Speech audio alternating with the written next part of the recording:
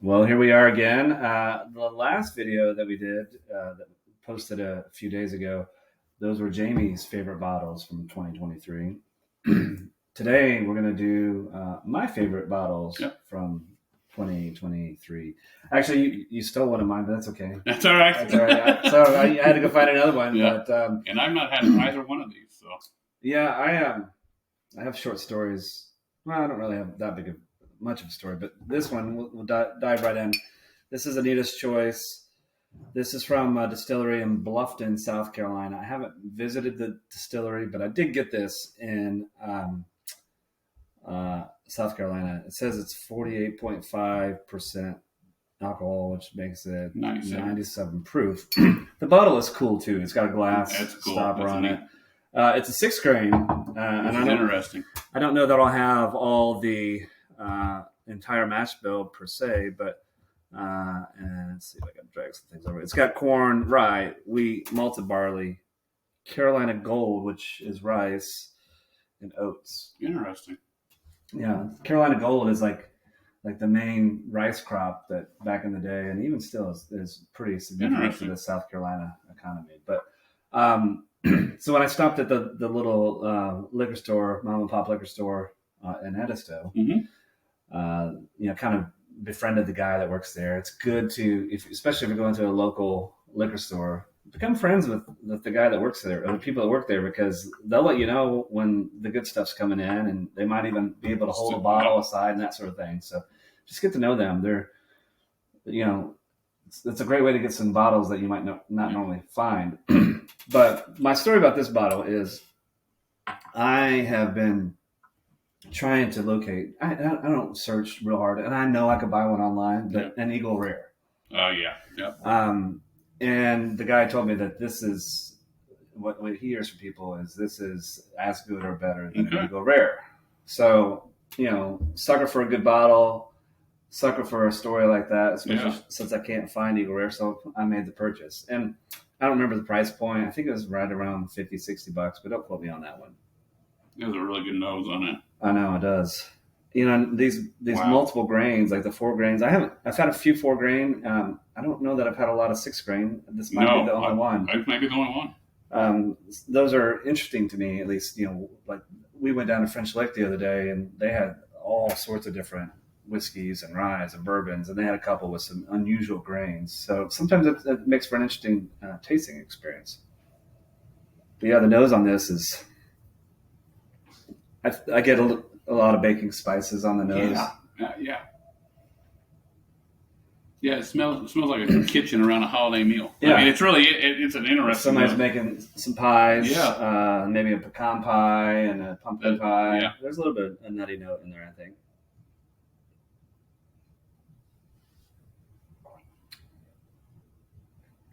To me, on the palate, it's really smooth and buttery on the front. It's a lot of butter, almost butterscotch. Yeah, and there's absolutely. Yeah, you can drink that. That is smooth. It's really smooth, and I'm normally a guy that prefers higher proof. I think this drink's hotter than its proof weight, but that's not a bad thing. I think that's a good thing. I don't know, just every time I sip on this, I feel like I'm getting something a little bit different. There's almost like a touch of tobacco on the back end. Yeah, well, that'll be fun for the next one. Interesting. So, but the 6 grains, I mean, it's like I'm trying to pick out see if I can find each of those grains. I mean, I think the corns, the ryes, the wheats are going to be, and even the malted barleys are going to be familiar bourbon notes. I mean, you don't get a lot of rice in bourbons. No, you don't. You don't get a lot of oats in bourbons. Mm-hmm. So I think that's adding a little bit more depth and complexity. This is really good. Yeah. I wish it were easier to find around here, but this is one of my favorite bottles this year. So it is extremely smooth. I mean, dangerously smooth. It is. Now, we went out last night to celebrate Amanda's daughter's birthday. A little rough today, but that's okay. But I did try some Eagle Rare last night at one of the places that we were at, and since the Eagle Rare taste is kind of fresh in my mind, it was good. Yeah. but I don't think it's worth all the damn money. That's the crazy part about it. I mean, and this is better. And this is better. This is better. And like I said, I've only had one bottle in my life that I've opened. Yeah. And I kind of bought it before the craziness on Eagle Rare started. Yeah. But now you can't find it.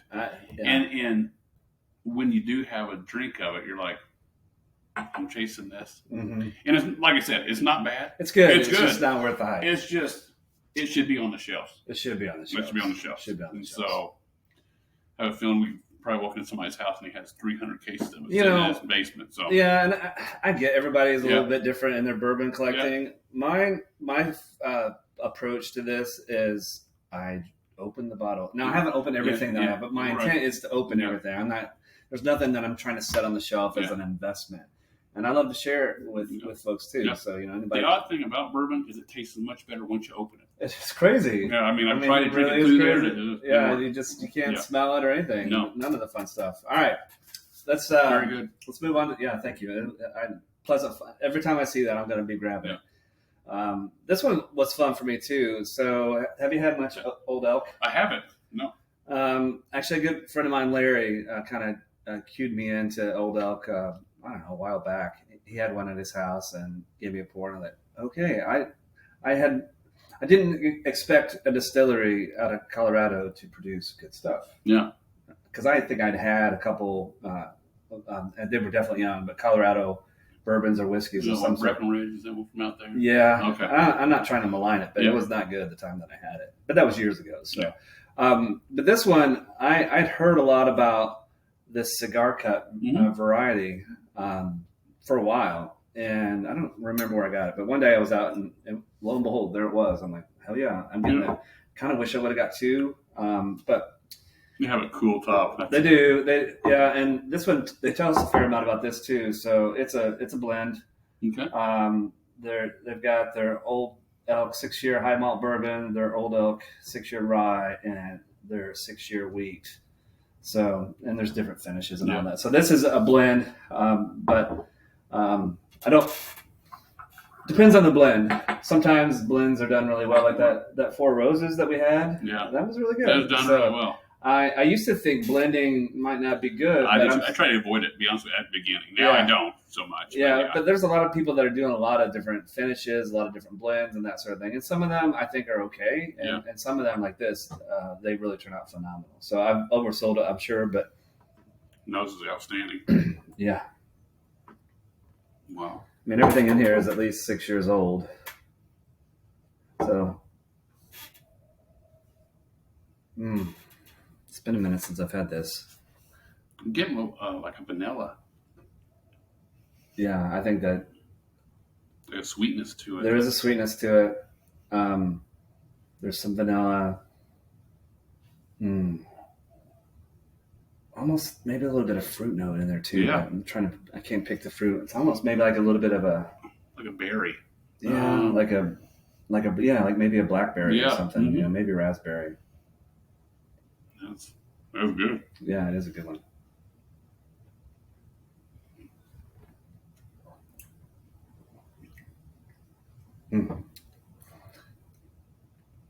For me, from time to time, I've been known to smoke a cigar and drink some bourbon. To me, the tobacco notes, there's really tobacco notes. It's almost like you mentioned the vanilla. Yeah. There was some cheap ass cigar. They probably still have them, but it's like it might be like those white owls. There's some cigar that is like a vanilla flavored cigar that you can get them at your gas station. It's almost got a touch of that taste to it. Yeah. That was good. And I don't know. It's again really smooth. What did we say on the proof on this one? 100 and that is the fine print right there. It's at the very bottom. 111. 111.7. 111. So but it doesn't. It's pretty smooth. Yeah, I was gonna say I wouldn't have guessed that. No way. I wouldn't have guessed that. I mean, it's and the fruit comes out in it. I mean, it's a very complex. I mean, there's a lot of complexity to that. From front to back. I mean, you're getting a meal there. I mean, you're getting a meal. It's good. And I think to me that the tobacco notes are there. we talked about the vanilla being there. I almost get a little bit of, you know that real bitter chocolate. Yeah. That's almost, for me, there's a little bit of that there too. And I can imagine sometimes people hear us talk about tasting notes. Like, I think you're a crazy person. Why would you drink something that tastes like that? It's phenomenal. That's why. Yeah, it is. The really words are, you try to find the words to describe, these different tastes. And sometimes it's like, it might sound confusing if you're on the listening end of this, but I don't know. I like that one a lot. I knew once I cracked that open that even like a little earthiness to it. I mean, it's really, which I know is another tasting note. They're like, why in the world would you eat dirt? But this is really good. I mean, if you had a chance to I would pick this up. Yeah, I'm kind of kicking myself. Like I said, that I didn't grab 2 bottles. Did you get it locally? Yeah, I think I did. Now, from a price point, are they high? I was thinking this was 60, but don't hold me to that. I think this might have been closer to 90. Okay. So it was a little bit more, but I'm guessing there from memory. I used to keep receipts and a whole spreadsheet and all that sort of thing. I'm like, man, that's a lot of work. Yeah. So, but I think it was a little more pricey. Mm-hmm. But it's good. I mean, it's worth it to me. I mean, I've had it for a couple months now, and I don't hit it all the time. Right. It's one of those things where, every now and then it's like, okay, this is a treat for myself. That's right. So, and now I'm sweating. So, but anyway, all right. Y'all, we appreciate you tuning in and watching us sit around and give you these tasting notes like earthiness and bitter and fruit. And, we love sharing our expertise. Yeah, we'll call it that. Okay, expertise, drinking some bourbons and whiskeys. And, we're blessed and grateful that you all tune in to listen to two old fools talk about it. So thank you all for doing that, and give it a thumbs up. Give it a thumbs up, and hope you have an amazing 2024. And we'll be coming at you here real soon with more bourbons and whiskeys. Take care and be safe. See you.